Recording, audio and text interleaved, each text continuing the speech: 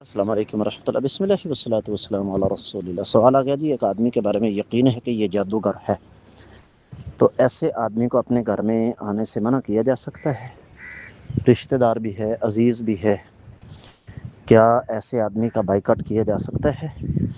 میری عزیز گزارش یہ ہے کہ اس میں شریعت کا مزاج بڑا معتدل، بڑا متوازن ہے۔ بات اصل میں یہ ہے کہ کسی کو براہ راست منع کرنا کہ آپ ہمارے گھر نہ آیا کریں، یہ ایک لحاظ سے بد اخلاقی کے زمرے میں آتا ہے، بے مروتی کے زمرے میں آتا ہے۔ اس کا بہترین طریقہ یہ ہے کہ آپ ایسے حالات پیدا کر دیں کہ وہ بندہ آپ کے گھر نہ آئے۔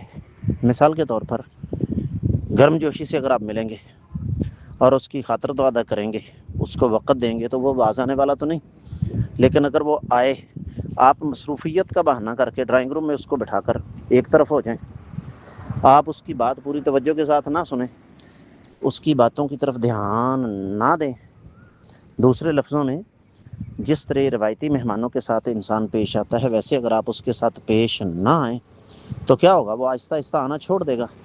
اس کے ساتھ ساتھ جب تک وہ آپ کے ہاں آ رہا ہے، آپ ایک کام کیجئے، اور وہ یہ کہ آپ جو اصل کام آپ کے کرنے والا ہے، حفاظتی اقدامات، وہ آپ کریں۔ 5 وقت کی نماز پڑھیں، صبح شام کے اذکار کریں، سونے جاگنے کے اذکار کریں، فرض نمازوں کے بعد کے اذکار کریں، ان چیزوں کا اہتمام کریں، اس لیے کہ قرآن کہتا ہے وَأْمُرْ بِالْعُرْفِ، آپ عرف کے ساتھ حکم دیں۔ صرف آپ کے ساتھ تھوڑا ہی ہوتا ہے، ہمارے ساتھ بھی ایسے معاملات ہوتے ہیں کہ کوئی خاتون یا کوئی مرد ہمارے گھر سے ہو کر گیا، بعد میں ہم نے نمایاں تبدیلیاں محسوس کی، تو ہم نے پھر ان کو براہ راست اپنی زبان سے نہیں کہا کہ آپ ہمارے گھر نہ آیا کریں، بلکہ رویہ ایسا اختیار کیا کہ وہ آنے سے باز آ گیا۔